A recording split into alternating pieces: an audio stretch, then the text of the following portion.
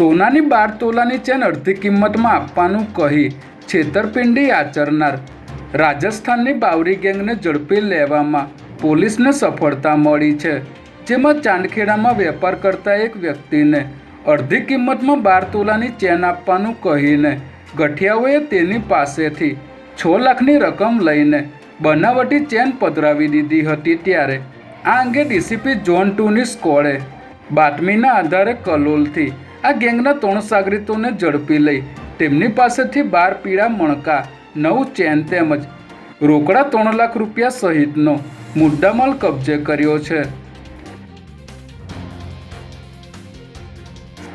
અમદાવાદના પૂર્વ વિસ્તારમાં હિન્દુ યુવતીનું શારીરિક શોષણ કરનાર હોમગાર્ડ જવાન શબાબ શેખની પોલીસે ધરપકડ કરી છે। વર્ષ 2021માં મણિનગર પોલીસ સ્ટેશનમાં હોમગાર્ડ તરીકે નોકરી કરતા આરોપી શબાબ શેખે વાહન ચેકિંગના નામે કોમ્પ્યુટર ક્લાસીસ જતી દુષ્કર્મ પીડિત યુવતીનો મોબાઈલ નંબર મેળવ્યો હતો, જે બાદ આરોપીએ યુવતીને પ્રેમજાળમાં ફસાવી મૈત્રી કરાર કરાવ્યા હતા અને યુવતીને મુસ્લિમ ધર્મ સ્વીકારવા દબાણ કરતો હતો। ત્યારે યુવતીની ફરિયાદના આધારે અમરાઈવાડી પોલીસે આરોપી વિરુદ્ધમાં દુષ્કર્મ અને એટ્રોસિટી સહિતની કલમ હેઠળ ગુનો નોંધીને આગળની કાર્યવાહી હાથ ધરી છે।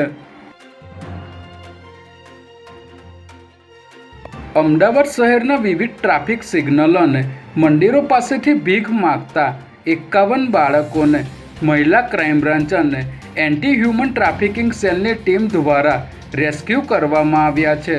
આ સ્પેશિયલ ડ્રાઈવ ઇસ્કોન પકવાન, શાહીબાગ સીજી રોડ અને એસજી હાઈવે સહિતના વિસ્તારોમાં ચલાવવામાં આવી હતી।